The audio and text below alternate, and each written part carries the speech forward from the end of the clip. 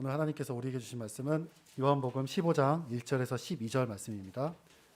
요한복음 15장 1절에서 12절 말씀입니다. 찾으신지 알고 제가 봉독해 드리겠습니다.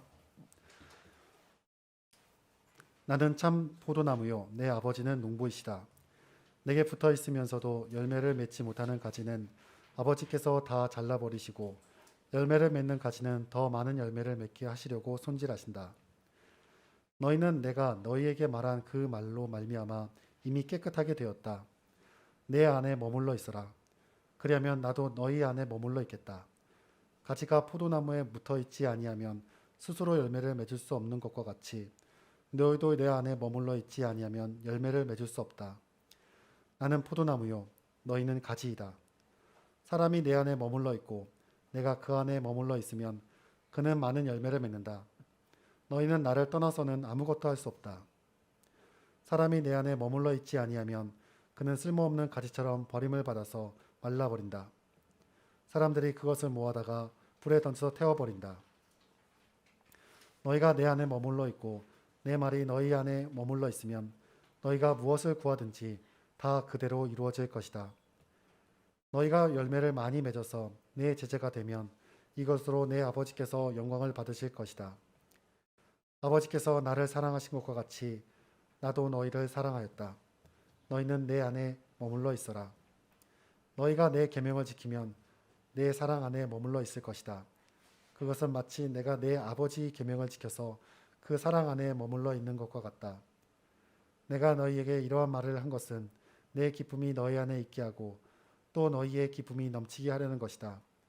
내 계명은 이것이다. 내가 너희를 사랑한 것 같이 너희도 서로 사랑하여라. 아멘.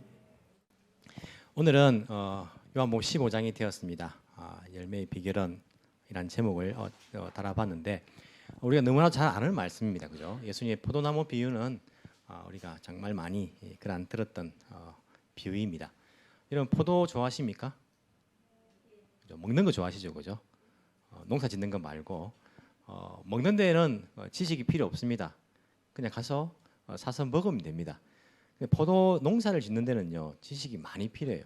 그냥 포도 농사를 지으면 포도가 절대 잘 될 수가 없습니다. 열매를 많이 맺을 수도 없고 또 맛있는 열매를 맺을 수도 없습니다. 그래서 우리가 이 포도나무의 비결을 예수님께서 포도나무를 하시는데 이 비결을 우리 영적인 지식을 잘 알고 있다면 우리가 포도나무 비유를 통해서 우리에게 큰 유익을 큰 열매를 주시리라고 확신을 합니다. 이스라엘은 포도나무가 유명합니다. 그래서 이스라엘을 포도나무, 포도원으로 그렇게 비유할 때가 많아요. 특히 구약성경 보시면 호세아서나 이사야서, 에스겔서, 시편 80편에도 이 이스라엘을 너희는 포도나무다, 포도원이다 이렇게 비유로 말한 그런 표현들이 나옵니다. 뿐만 아니라 신약과 구약의 중간 시대에 마카비라는 사람이 나와서 이스라엘을 잠시 독립을 시켰는데 그때에 주조된 그 동전을 보시면 이스라엘을 대표하는 것으로서 포도나무를 거기에다가 새겼다라고 그런 기록이 남아 있습니다. 이스라엘은 이제 포도나무, 포도원을 비유를 하는 거죠. 이스라엘이 포도나무, 포도원일 때에 열매를 맺었습니까? 못 맺었습니까?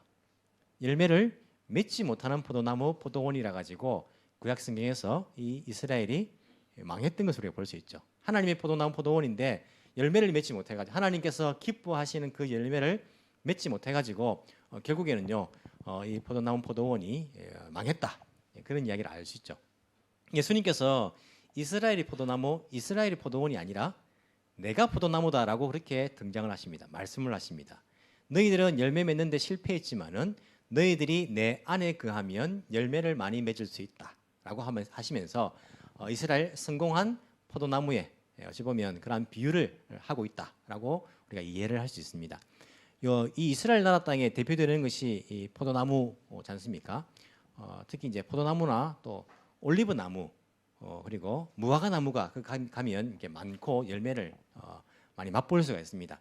그렇게 이제 그 세 가지는 이스라엘에서 흔히 볼 수 있는 나무들이기 때문에 예수님께서 이 세 가지를 비유로 많이 들었죠. 무화과 나무하고 열매 맺지 못하는 무화과 나무나 올리브 나무 혹은 포도나무 이렇게 이제 말씀을 하셨는데 예수님께서 한국에 오셔가지고 이 15장을 말씀하시면 어떤 나무를 비유로 들었을까요? 한국에도 포도나무 있으니까 포도나무라고 생각하십니까? 우리 쉽게 볼 수 있는 뭐 나무나 아니면 그 나라를 대표하는 나무 생각해 보면 한국을 대표하는 나무는 무궁화 우리나라 꽃. 무궁화 열매가 있습니까? 무궁화는 대신에 꽃이 있죠, 그죠? 이런 꽃을 피우지 못하는 무궁화 나무를 생각해 보십시오. 의미가 있습니까? 아무런 의미가 없잖아요. 무궁화 꽃을 안 피우고 그냥 무화과가 아니지 무궁화가 있다.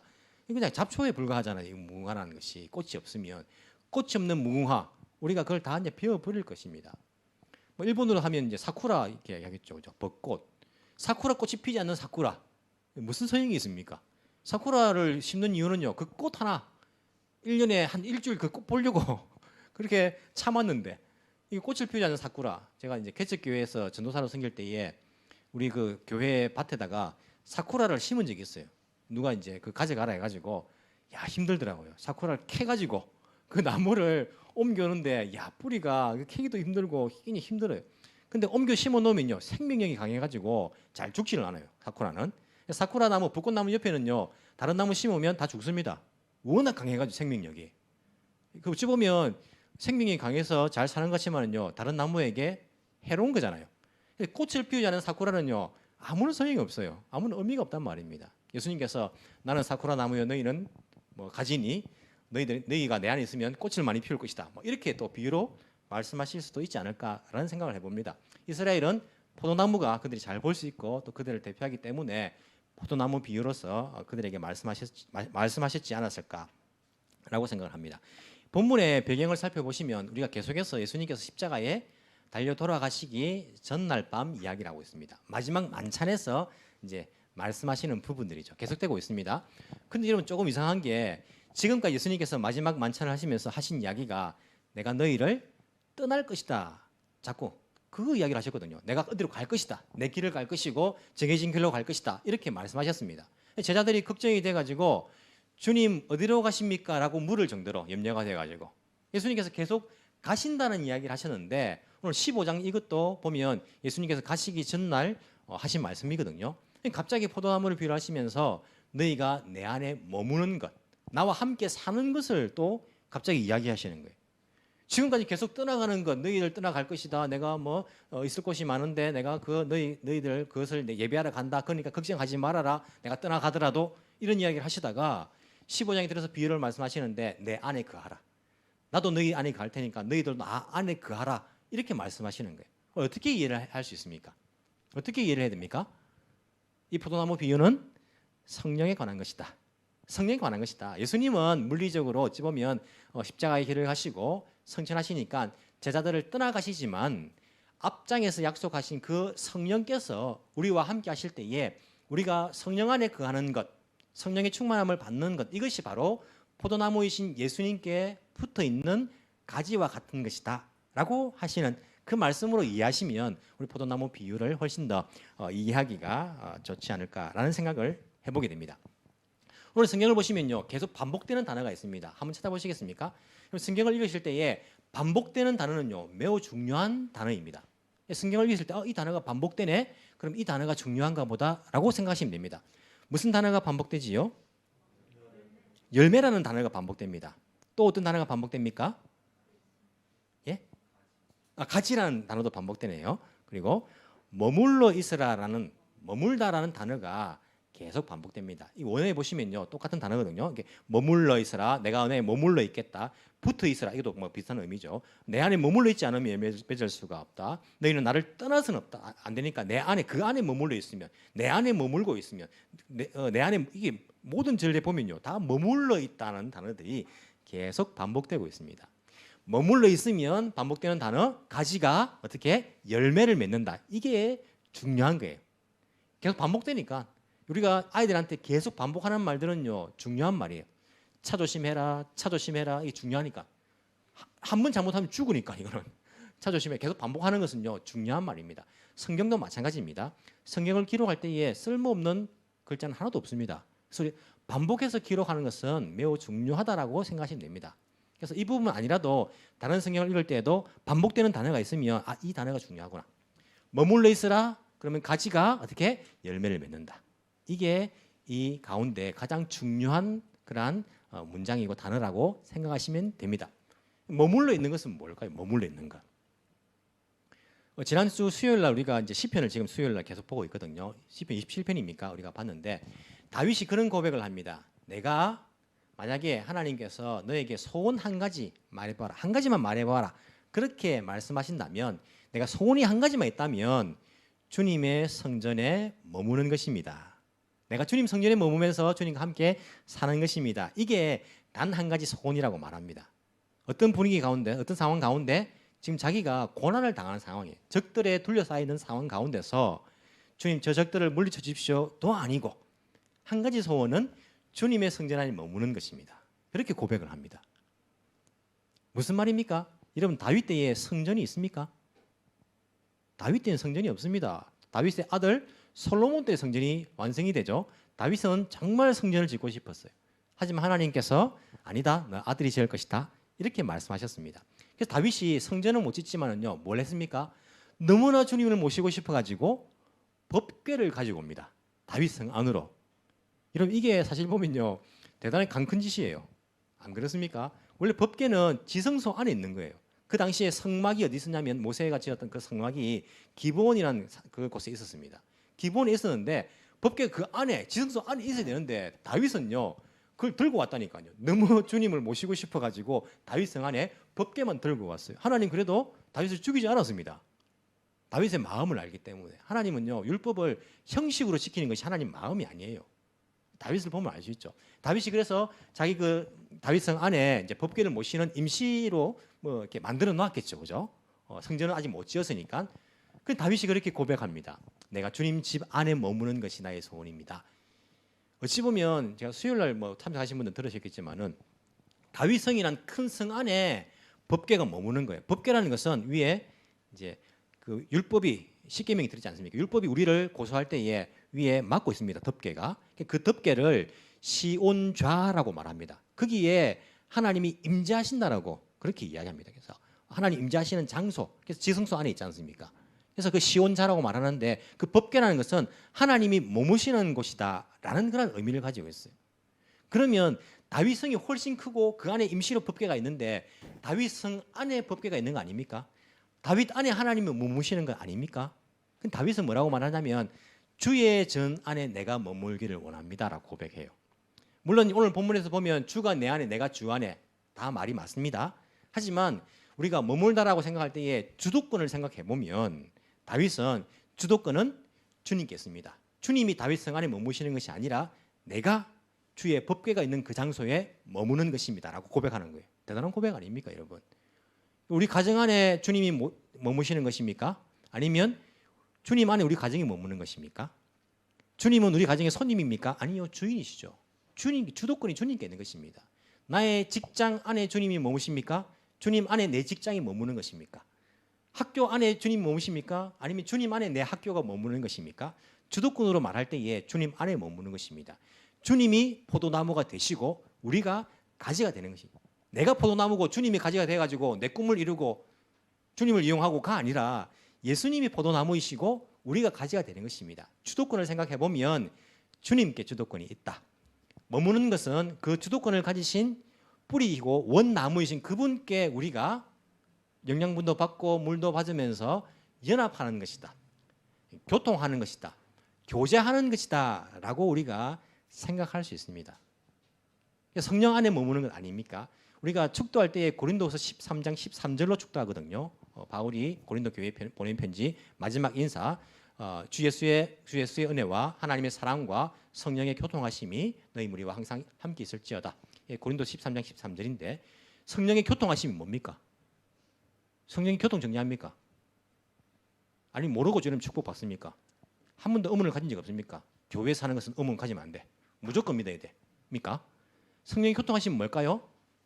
포도나무이신 예수님과 교통, 마지와리, 교제, 연합이 가능하도록 해주시는 분이 성령이신.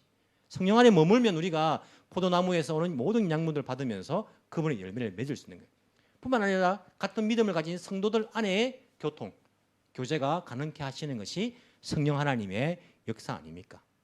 그래서 우리가 주 안에 머무는 것은 그분과 함께 사는 것이고 교통한다, 연합한다라는 그런 의미를 가지고 있습니다. 그렇게 하면 열매를 많이 맺는다죠.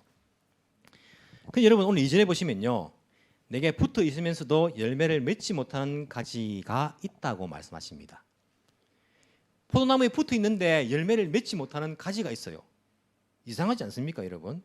이게 주님께서 보시면 뭐 7절입니까? 5절입니까? 5절 보시면 나는 포도나무에 너희 가지다. 사람이 내 안에 머물러 있고 내가 그 안에 머물러 있으면 그는 많은 열매를 맺는다. 너희는 나를 떠나서는 아무것도 할 수 없다. 즉 주님 안에 머물러 있으면 주님의 가지이면 열매를 많이 맺는다 하시는데 또 2절에 보니까요, 내 안에 있는 가지 가운데 열매를 맺지 못하는 가지도 있대요. 어떻게 이해할 수 있습니까, 우리가? 열매를 맺지 못하는 가지는, 주님께 붙어 있으면서 열매를 맺지 못하는 가지는 어떤 가지일까요? 이게 참 고민이 되더라고요. 붙어 있으면 열매를 맺어야 되는 거 아닌가? 라고 생각이 드는데, 뭐 성경에 나와 있는 건 아니지만은요, 제가 과거에 예전에 이제 그 포도 농사를 하시는 장로님의 말이 굉장히 기억이 났어요. 제가 경주에서 마지막에 사역을 했는데, 경주에는요 포도원이 제법 있습니다. 포도밭이. 그래서 우리 교회 장로님 가운데서도 포도밭을 하시는 장로님이 계셨어요. 참 재밌는 게 경주라는 곳이 길이 막 뚫리고 보문단지 생기잖아요. 보문단지 밑에 쪽으로는 이제 그 주민들이 살거든요. 길이 뚫린 그 곳에 자기 밭이 있었던 분들은요 벼락부자가 되었어요. 장로님 가운데 똑같이 농사 지었는데 한 분은요 농사 안 져요. 그냥 뭐 새만 받아도 먹고 사시는 이제 그런 게 되었어요. 왜냐하면 그게 길이 뚫려서 포도원에 길이 안 뚫리는 장로님은 아직도 포도원을 하고 계시는 거예요. 그게 뭐 이렇게 재수 없는 것도 아니고 잘못된 것도 아니고 또 포도원을 하시는데 또 되게 또 그래도 의미가 있죠. 포도원을 하시는데 그런 이야기 하시더라고. 포도는요, 포도 맛있는 그 봉을 먹고 씨가 있잖아요. 만약에 씨를 심으면 그 맛이 있는 포도가 안 난대요. 똑같은 맛이 안 난대요. 씨를 심으면 안 날 뿐 아니라 씨를 심으면 포도가 몇 개 달리지도 않대요. 알도 크게 안 된대요. 열매가 달리더라도 포도가 안 된대요. 이건 모르셨죠? 아셨습니까? 아시는 분들 계시네요. 그죠? 저는 몰랐어요. 씨 심으면 되는 줄 알았습니다. 씨를 심으면. 그래서 뭘 하냐면 뭘 합니까? 접 붙이기를 한대요. 이 나무에다가 접을 붙여 놓으면 이 이제 포도가 많이 달리고 맛있는 포도가 열린대요. 그래서 포도는 반드시 접 붙이기를 통해 가지고 늘어간대요. 이게 놀라운 비밀 아닙니까? 예수님께 접 붙임을 당한 가지들이 있는데 접 붙여졌다고 다 열매 맺습니까? 아니죠. 붙어 있지만은요 열매 못 맺는 가지가 있다니까요. 붙어 있지만 열매 맺는 가지가 있다니까요. 성경에 찾아보시면요 접 붙임에 관한 이야기를 하는 곳이 있을까요, 없을까요? 있습니다. 로마서 11장. 나중에 집에 가셔서 한번 읽어보십시오. 이 말씀과 어울리는 말씀입니다. 사도 바울이 이야기하기를 그 이제 로마서 11장에서는 포도나무 비유는 아닙니다. 감람나무 비유, 올리브나무 비유입니다. 접붙임을 당하는 것에 관한 이야기입니다. 주께서 주께서 원래 있는 가지가 열매를 못 맺었을 때에 다 잘라내고 다 이렇게 멸망시켰는데 이 유대인에 관한 이야기입니다. 접붙임을 당한 이방인들, 너희들이 열매를 맺지 못하면 오죽이나 다 잘라내 버리겠느냐라고 말씀하세요. 그러면서 원 가지에 붙어 있던 원래의 가지들, 이게 잘려 나간 가지들도 만약에 회개하고 돌아와서 다시 접붙임을 받으면 또 그 가지에서 열매를 맺게 주께서 하시지 않겠느냐. 뭐 이런 이야기가 있어요. 접붙임에 관한 이야기가 정확하게는 여러분 로마서 11장 한번 읽어보십시오. 이것을 볼 때에 이거구나. 예수님께 붙어 있는 것처럼 보이지만은 그 가지가 예수님으로부터 원나무로부터 물이나 양분을 못 받아들이고 열매를 맺지 못하는 거예요. 마지막에 교통 연합이 안 되는 것입니다. 그 안에 머무는 것이 아니에요. 그래서 열매를 맺지 못하는 가지가 된 거죠. 하지만 열매를 맺는 가지는 나무로부터 물도 받고 영양분도 받아서 이게 교통이 되는 것이죠. 그래서 열매를 맺는 가지가 된다는 것입니다. 열매를 못 맺는 가지는 다 어떻게 한다고요? 아버지께서 하나님 아버지가 다 잘라버리시고 열매를 맺는 가지는 더 많은 열매를 맺게 하시려고 손질하신다. 포도나무는 넝쿨이라더라고요. 그래서 가지치기를 안 하면 무한정 넝쿨이 막 이렇게 막 엉망된대요. 그래서 가지치기를 반드시 해줘야 된대. 열매 못 맺는 가지들 가지치기를 다 이제 해버려야지 가지가 열매를 더 많이 또 맺을 수 있게 된다라고 말합니다. 이렇게 맺지 못하면 다 가지를 잘라내 버리겠다라고 하시는 것을 볼 수 있습니다. 그래서 그러면서 예수님께서 내 안에 머물러 있으라. 나와 연합하고 나와 교제하고 나와 교통하자라는 그런 말씀이에요. 단지 붙어있는 모양만 가지고 있는 것이 아닙니다. 단지 교회 다니는 모양만 가지고 있는 것, 단지 크리스찬의 모습만 가지고 있는 것이 아니라 예수님과 성령을 통하여서 연합이 되는 것, 교통이 되는 것을 이야기하시는 거예요. 그래야지 열매를 맺을 수 있다라고 예수님께서 말씀하고 있죠. 5절 다시 말씀하십니다. 나는 포도나무요 너희는 가지다. 사람이 내 안에 머물고 내가 그 안에 머물러 있으면 이제 교통이 된다는 것이죠. 그러면 그는 많은 열매를 맺는 것입니다. 너희는 나를 떠나서는 아무것도 할 수 없다. 우리가 예수님을 떠나서는요 아무것도 할 수 없다라고 말씀하십니다. 여러분 예수님을 떠난 사람들이 아무것도 할 수 없습니까? 뭐라도 하고 있습니까?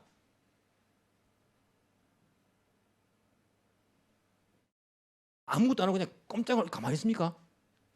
예수님께 안 붙어 있는 가지는요 하고 있습니다. 돈도 벌고 있고요, 자기 명예도 취하고 있고, 그리고 뭐 사업을 해가지고 성공도 하고 있고, 나름대로 뭐 많은 일들을 하고 있어요. 그런데 예수님께서 말씀하십니다. 내 안에 붙어 있지 않는 것, 나와 교통이 없는 것, 나와 연합이 없는 것은 그것은 아무것도 아니라는 거예요. 아무것도 아닙니다. 예수님과 관계 없는 것은요 예수님께 보시기에 열매가 아니에요. 그는 아무리 사상적으로 성공이다, 부자가 되었다, 이것을 이루었다 하더라도 예수님과 관계 없는 것은 예수님께서 뭐라고 하십니까? 아무것도 아니래요. 나중에 우리가 하나님 앞에 설 때에 그것은 드러낼 수도 없을 것이에요. 그냥 주님 내가 이것을 했습니다라고 말할 수도 없을 것이. 왜? 아무것도 아니니까. 예수님 안에서 한 것이 아니니까. 예수님과 관계 없는 것이기 때문에 그것은 아무것도 아니다. 예수님을 떠나서는 아무것도 할 수 없다. 너희들은 의미 있는 것을 할 수가 없다라고 말씀하십니다. 6절 사람이 내 안에 머물러 있지 않으면, 나와 교통하지 않으면 그는 쓸모없는 가지처럼 버림을 받아서 말라버린다. 사람들이 그것을 모아다가 불에 던져서 태워버린다. 예수님과 관계없는 일들을 보십시오. 여러분 교회가 예수님과 관계없는 일들을 한다고 여러분 생각해 보십시오. 한국 교회가 우리가 큰 교회도 많고, 큰 교회는요 큰 교회대로 또 사명이 있습니다. 큰 교회로서 할 수 있는 일들이 있고 한데, 만약에 교회가 예수님과 관계없는 일들을 한다, 예수님과 관계없이 뭐 돈이 많아졌고 돈 자랑하고 돈으로 자기들만 먹고 살고, 그리고 돈 많은 것들을 이렇게 또 자기들끼리 또 이렇게 물려주고, 또 건물만 이렇게 화려하고 속에는 예수님이 안 계시고, 이렇게 되면 어떻게 합니까? 사람들로부터 손가락질 받는 거예요. 여러분 절이 훨씬 더 많습니다. 압니까? 저희 교회보다 돈이 훨씬 많아요.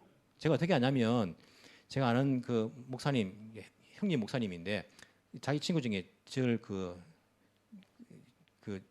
스님이 한 분 있어요. 스입니까? 한 분 있어요. 있는데 어떤 뭐 종파도 없어요. 자기가 그냥 암자 만들었어요. 암자 만들면 그렇게 이야기하더래요. 1년에 20억 번대요. 하지 마십시오. 또 가가지고 또 20억 산에 들어가가지고 그냥 아무 일 없는 암자인데요. 그 지어나면 1년에 20억 번대요. 20억. 그러면 큰 절에 얼마큼 벌겠습니까? 훨씬 더 많습니다. 그래도 사람들이요 손가락질 안 합니다. 근데 교회는요 예수님하고 상관없이 돈 많고 물질을 축적하고 건물만 화려하고 안에 예수님이 없고 사회적으로 우리가 사랑을 베푸는 거 안 하면요 사람들에게 버림받습니다. 쓸모 없어져 가지고 사람들이 에이 저거 하면서 그냥 버려진다는 거예요. 그 말씀 똑같은 말이에요. 예수님께서 하신 말씀 그대로가 그대로 일어나고 있는 거예요. 너희가 내 안에 머물고 내 말이 너희 안에 머물면 7절 너희가 무엇을 구하든지 다 그대로 이루어질 것이다. 여러분 여기서 우리가 너희가 무엇을 구하든지 다 그대로 이루어질 것이다, 이것만 보면 안 됩니다. 내 구해도 안 주시던데요. 이게 구하는 게 대부분 뭡니까? 돈을 구하지 않습니까? 이 땅에서 많은 사람들이 돈 문제로 돈을 구하지 않아 부자 되게. 사실 이게 돈이라는 거에 사람들 잘 모르는데 돈에 중독이 돼요. 사람들은 마약만 뭐 중독이고 술만 알코올 중독이라고 생각하는데, 게임만 중독된다 생각하는데, 대부분의 사람들이 돈에 중독이 되는데 그걸 몰라요. 그걸 당연하다 생각해요. 왜? 너나 나나 다 중독되어 있으니까 돈에. 그래서 그걸 주로 구한단 말입니다. 근데 앞에 보시면 너희가 내 안에 머물고 있고 내 말이 너에 머물러 있으면, 예수님과 교통이 되고 있으면, 그래서 그분으로부터 우리가 모든 영양분과 모든 물들을 공급받아서 내 열매가 아니라 그분의 열매 생각하면서 우리가 구하는 모든 것은요 다 이루어진다는 거예요. 다 들어주십니다. 그 부분들은. 8절 너희가 열매를 많이 맺어서 내 제자가 되면 이것으로 내 아버지께 영광을 받을 것이다. 이런 예수님께서 지금 누구한테 말하고 있습니까? 오늘 처음 보는 사람한테 말하고 있습니까? 군중들한테 말하고 있습니까? 아니요. 마지막 만찬 자리에서 제자들한테 말하고 있는 거예요. 제자들한테. 그 제자들 중에서도 열혈 제자 12명, 지금 이제 가룟유다 나가버렸죠. 그 11명, 예수님께 충성하고 있는 11명들 제자들한테 말하고 있는데, 예수님께 뭐라고 말씀하십니까? 너희가 내 안에 너희가 열매를 많이 맺어서 내 제자가 되면, 제자인데 제자로서 3년 동안 따라줬는데 너희가 열매를 많이 맺어서 내 제자가 되면 이렇게 말씀하시는 거예요. 무슨 말입니까? 열매 안 맺으면 내 제자가 아니란 말씀이에요. 제자처럼 보이지만은 제자라고 따라다녔지만은 너희들이 나로부터 열매를 맺지 않으면 어떻게 내 제자를 할 수 있느냐? 열매를 많이 맺으면 내 제자가 되고 그렇게 되면 어떻게 한다고요? 아버지께서 영광을 받으시는 거예요. 우리가 겉으로 보기에 예수님의 제자라고 말한다 해서 제자가 아니라는 것입니다. 우리가 겉으로 보기에 교회 다닌다 해서 크리스찬이 아니라는 것입니다. 자기 스스로 그렇게 믿고 있고 그렇게 말하고 있다 하더라도 아니라는 것입니다. 예수님께서 말씀하시기를 12제자들한테 11명이죠. 그 핵심 제자들한테 말씀하시는 거예요. 열매를 많이 맺으면 내 제자가 되고 그러면 하나님께서 영광을 받으실 것이다. 영광 받는 삶을 너희들이 살 것이다 라고 말씀하시는 거예요. 우리가 예수님의 그 나무에 붙어 있어서 그분과 교제하면서 그분의 열매를 맺어야 크리스찬입니다. 그래야 크리스찬이 뭡니까? 크라이스트의 사람 아닙니까? 어떻게 그리스도의 이름으로서 우리가 이름 붙임을 받을 수 있습니까? 그리스도의 열매를 맺지 않으면서 내 열매를 따라가면서 내 꿈을 따라가면서 어떻게 우리가 크리스찬이라고 이렇게 쉽게 말할 수 있습니까? 그 말의 무게를 젤시 만디교회 사람들이 그리스도인이라 이름을 받을 때에 그 말의 무게를 우리가 느낄 수 있어야 됩니다. 그들이 입에 나오면 다 그리스도에 관한 이야기가 나왔고 그들이 다 그리스도에 관한 열매를 맺었기 때문에 사람들이 아이고 지겨워 저 사람들은 그리스도인이다. 저 사람들은 김영건이 아니라 그리스도인이다. 우리가 그 말의 무게를 알고 열매를 많이 맺으면 그리스도인이 되고 내 제자가 되고 그래야지 하나님 아버지께서 영광을 받지. 다 너희들 영광 위해서 아니냐 구하는 것이. 너 영광 보려고, 너 성공하려고, 너 살고 잘 살려고, 너 편하게 살려고 다 구하는 거 아니냐. 어떻게 하나님 아버지의 영광을 받느냐. 너희가 내 열매를 맺으면, 열매를 많이 맺으면 제자가 되고 하나님 아버지께서 영광을 받으실 것이다. 예수님께서 이렇게 말씀하십니다. 그럼 그렇다면 예수님께서 말씀하시는 열매가 뭘까요? 어떤 열매를 맺으란 말입니까? 무슨 열매를 맺으란 말입니까? 예수님께서 말씀하시는 그 열매란 것이 도대체 무엇일까요? 성령의 인도함을 받게 되면 예수님과 교제하고 교통하게 되면 예수님의 뜻을 따르게 되면 우리가 어떤 열매를 맺게 되는 것일까요? 오늘 12절에 보시면 뭐라고 말씀하고 있습니까? 내 계명은 이것이다. 내가 너희를 사랑한 것 같이 너희도 서로 사랑하여라. 그러면서 뒤에 부분 보시면 친구를 위해서 목숨을 버리는 것만큼 더 큰 사랑은 없다. 너희는 나의 친구다 라고 말씀하시면서 예수님께서 계속적으로 서로 사랑하라라는 그 열매를 말씀하십니다. 13장에서 발을 씻으시면서도 그 이후에 하신 말씀이 너희가 서로 사랑하면 이로써 사람들이 내 제자인 줄 알리라. 예수님께서 계속 말씀하시는 것이 뭡니까? 십자가를 앞두고 서로 사랑하는 것, 그것이 내 계명이고 그것이 맺어야 될 열매이고 그리고 내가 그것을 가능하도록 돕는 보혜사를 보내주신데 성령 안에 가는 것. 그러면 사랑의 열매를 맺게 될 것이라고 사도 바울이 예수님께서 계속적으로 말씀하고 있습니다. 여러분 사랑의 열매가 없으면요 예수님의 제자가 아니라는 말과 똑같아요. 서로 사랑하지 않으면. 이걸 사도 바울이 잘 이해했습니다. 사도 바울이 13장 고린도전서 13장에서 사랑장이라 하죠. 사랑에 관해서 여러분 한 장을 할애해 가지고 이야기합니다. 근데 13장 앞에 12장과 뒤에 14장에는요 은사에 관한 이야기를 합니다. 우리가 성령 충만을 받으면 은사에 관한 이야기를 제일 많이 하죠. 방언을 하고 예언을 해석을 하고 통역을 하고 뭐 이런 이제 그 병고침을 하고 이런 은사를 우리가 많이 이야기합니다. 사도 바울이 이야기하기를 12장, 14장 은사 이야기하면서 13장 사랑이 아니면 없으면 아무것도 아니라는 거예요. 사랑이 없으면 아무것도 아니라는 거예요. 그런 모든 것들이. 이게 예수님의 오늘 말씀하시는 것과 너무나 통하지 않습니까? 사랑의 열매를 맺지 않으면 내 제자가 아니라 사랑이 없으면 서로 사랑하지 않으면 아무것도 아니라는 겁니다. 이걸 사도 바울이 너무나 잘 알아서 우리가 열매라 생각하는 것, 뭐 은사를 하고 방언을 하고 예언을 하고 통역을 하고 신유의 은사가 있고 막 이런 여러 가지 능력들을 행한다 할지라도 사랑이 없다면요 예수님이 제자 아닙니다. 서로 사랑하지 않으면 예수님이 제자가 아니라고 예수님께서 우리에게 말씀하시는 그 열매를 예수님께서 그 월나무이신 그 예수님께서 원하시는 그 열매가 무엇이냐? 서로 사랑하는 거 아닙니까? 그래서 예수님께 뒤에 보시면요 친구를 위해서 버리는 목숨 그것이 가장 큰 사랑이라고.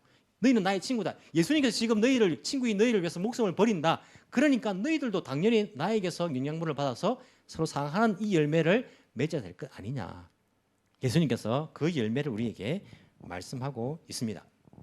사도 바울이 갈라디아서에서도 이 말씀을 잘 이해해서 그렇게 말합니다. 갈라디아서 5장 14절에서 모든 율법은 내 이웃을 내 몸과 같이 사랑하여라 하신 한마디 말씀 속에 다 들어 있습니다.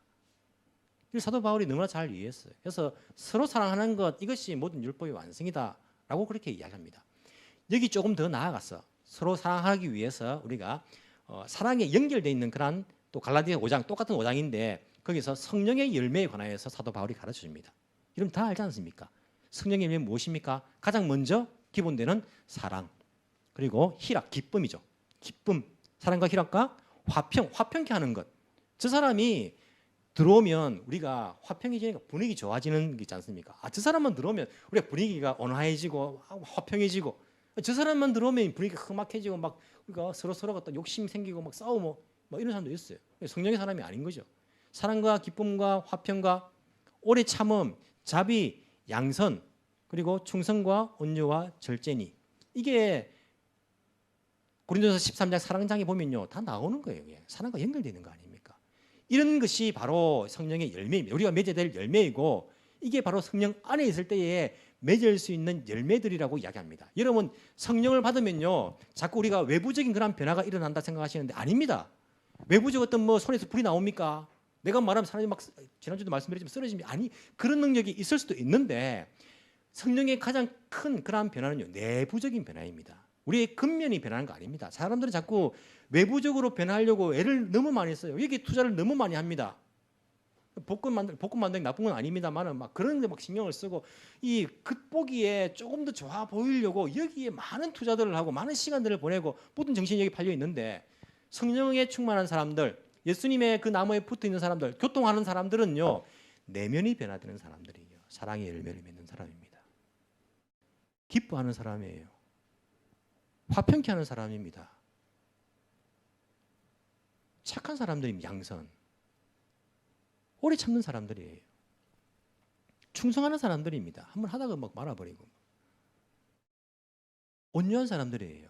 관용을 베푸는 사람들입니다. 셀프 컨트롤, 절제하는 사람들입니다. 이런 열매가 바로 성령에 충만한 사람들이 맺는 열매의 증거이다 라고 그렇게 이야기할 수 있습니다. 자, 그러면 우리가 그런 열매를 맺으려고 애를 써야 됩니까? 아니요. 예수님과 교통하려고 예수님이 붙어 있으려고 하면 그런 사람이 열매를 많이 맺는데요. 그래서 우리가 성경 말씀을 묵상하고 예수님의 가르침을 묵상하고, 그래서 우리가 그걸 왜 기도하고 하는 거 아닙니까? 그 열매를 내 힘으로 냉정력으로 가지가 막 용을 써가지고 막 하려고 하면요 맺을 수가 없어요. 그 원나무로부터 잘 받아야지 맺을 수 있는 거예요. 우리는 잘하는 게 뭐냐면 할 수 있는 것이 그분과 교제하는 것입니다. 그분 안에 거하는 것입니다. 그분께 주도권을 내어드리는 것이고 성령의 인도함을 받는 것이며 성령 충만함을 받는 것. 그렇게 될 때에 이 열매는요 자연스럽게 열리는 것이라고 말합니다. 이런 어떻습니까? 우리 에덴교회 성도들은요 서로 사랑하는 열매를 맺고 있습니까? 서로 사랑하십니까? 어떻습니까? 뭐 지난주와 똑같은 이야기 한다. 예수님께서 계속 같은 이야기를 마지막 날에 하시고 있는 거예요. 중요하니까. 이게 되지 않으면요 우리가 하나님 앞에 설 때 낭패 볼 수 있습니다. 나는 크리스찬이 생각했고, 나는 잘한다 생각했고, 난 열매 맺다 생각했는데 하나님 앞에서 우리가 아무것도 없을 수 있어요. 저희 큰아버지 오래전에 보험을 들었는데 그런 이야기를 하시더라고. 자기는 보험 다치는 안 된대요. 왜냐 물어보니까 보험금을 막 넣었는데, 우리 한국이 그런 때가 있었습니다. 돈을 막 넣었는데 돈의 가치가 확 떨어져가지고 보험금 탔는데 아무것도 아닌 거예요. 실컷 힘들게 넣었는데요 나중에 보니까요 그 받은 돈이 아무것도 아닌 게 돈의 가치가 떨어져가지고, 그래서 절대 안 넣는데, 자기는 철떡같이 믿었습니다. 보험 들었습니다. 철떡같이 이게 자기 이익이 될 것이라고 믿었는데 아무것도 아닌 거예요. 우리의 믿음이라는 것이 우리의 나중에 내세의 삶에 보험이라 생각하고 철떡같이 우리가 믿고 살았는데 하나님 앞에서 아무것도 아닌 것이 될 수 있어요. 그렇기 때문에 올바른 진리에 관해서는 계속적으로 말씀드리는 것입니다. 우리가 성령 충만함을 받는 것, 예수님과 교제하는 것, 그분 안에 사는 것, 이것이 정말 중요합니다. 이런 삶을 우리가 살아야 되는 거예요. 제가 지난 주간에 이효령 씨를 여러분 아시죠? 지성에서 영성으로. 그 책을 이때까지 읽지 않았습니다. 그분이 돌아가셨다는 이야기를 듣고 책을 읽었어요. 한 자리에 앉아가지고 거의 진짜 막 이렇게 읽었는데, 읽으니까 그분이 정말 성령이 충만한 사람이더라고요. 성령의 충만에 의해서 예수님과 교제한 사람이더라고요. 제가 그 책을 읽어보니까. 삶이 솔직하면서도 하나님 앞에서 그 존재에 대해서 강요에 의해서 그리고 인기에 의해서 한 것이 아니라 이러면 한번 우리 교회 책이 두 권 있습니다. 한번 읽어보십시오. 성령의 충만을 받는 사람이 어떤 생각을 가지고 있고 어떤 그런 행동들을 하는지를 보시면 좀 도움이 될 수 있을지 모르겠어요. 끊임없이 하나님 앞에서 창조주 앞에서 예수 그리스도와 연합하는 교제하는 그런 삶, 성령의 인도를 받는 삶, 그 삶들을 따라갔는데 그 따님이 목사님이시더라고요. 그전에는 목사님이 아니셨지만은 그런 성령께서 인도하시는 삶을요 잘 간증을 해놨어요. 여러분 지금 여러분들은 어디에 연결되어 있습니까? 여러분이 지금 하고 있는 생각들은요 어디에서 온 것입니까? 어디에 연결돼 가지고 세상에서 연결돼서 세상에서 오는 그런 생각들 염려하고 고민하고 걱정하고 두려워하고 여러분 생각은 예수님께 연결되어 있습니까? 여러분의 그 감정은요 어디에서 오는 것입니까? 어디에 연결되어 있습니까? 어디에 연결되어 있길래 쉽게 화를 내고 분노하고 참지 못하고 우리 감정이 예수님께 연결되어 있습니까? 여러분의 감정은요? 여러분의 꿈은요 어디에 연결되어 있습니까? 이 세상에 연결되어 있습니까? 아니면 예수님의 그 꿈에 연결되어 있습니까? 여러분의 장래는요 지금 어디에 연결되어 있습니까? 우리가 내가 주도권을 가지고 내 나무, 내 꿈, 내 열매 생각하는 것이 아니라 예수님께서 주인 되셔가지고 예수님의 꿈, 예수님의 열매, 예수님의 생각, 예수님의 그 마음, 예수님의 그 가르침 이것을 우리 삶 가운데서 열매로 낼 수 있도록 그 열매를 맺을 때에 나는 모르지만은 사람들이 보기에 그리스도인이다. 예수님이 제자 아닌가? 라는 그런 이야기를 하면서 그것을 통해서 하나님 아버지가 영광을 받으시는 내 영광이 아니라 하나님 아버지께서 영광을 받으시는 그러한 일들이 그러한 열매들이 우리 가운데에 실제적으로 일어나기를 간절히 소망합니다. 기도드리겠습니다.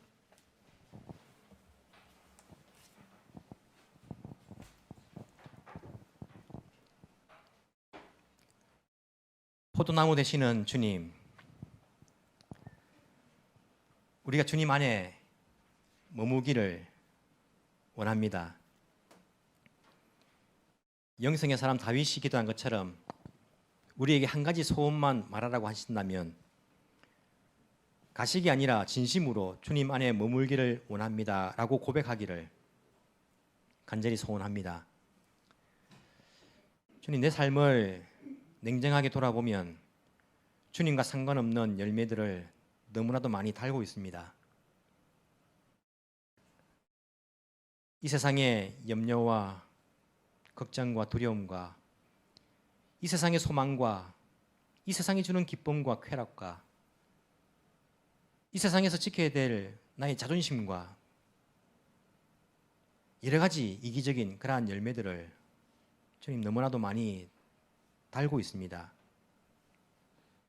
주님의 말씀으로 깨끗하여지길 원합니다. 성령 하나님, 포도나무이신 예수님과 교통할 수 있도록 그래서 열매를 맺을 수 있도록 우리를 도와주옵소서. 그 열매 우리가 서로 사랑하기를 원한다는 그 열매인 것을 잘 알고 있는데 이 자리에 있는 우리가 서로 사랑할 수 있도록 도와주옵소서. 사랑할 수 없는 사람들도 있을 것입니다.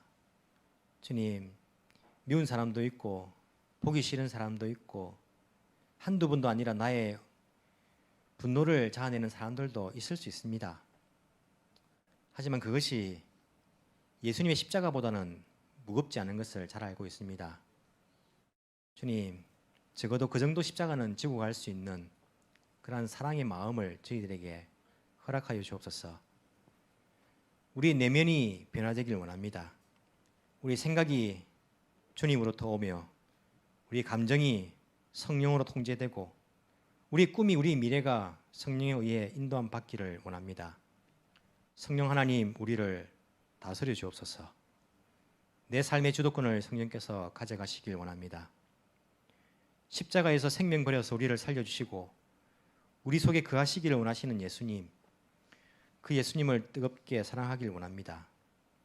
그 사랑이 우리에게 열정을 갖게 하여서 열정을 가지고 주를 찬양하며 열정을 가지고 예배 참석하고 간절한 마음으로 기도할 수 있는 우리의 믿음이 되도록 성령이시여 우리를 도와주옵소서. 살아계신 예수님 이름으로 기도합나이다. 아멘.